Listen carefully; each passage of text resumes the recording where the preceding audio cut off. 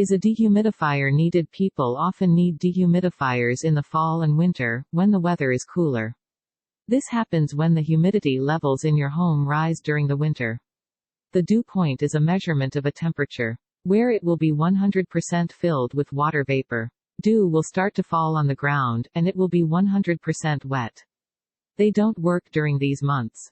Due to the cold weather, dew point levels rise above normal. Dew points can cause mold to grow inside. In people who have asthma or allergies, this can cause them to have health problems.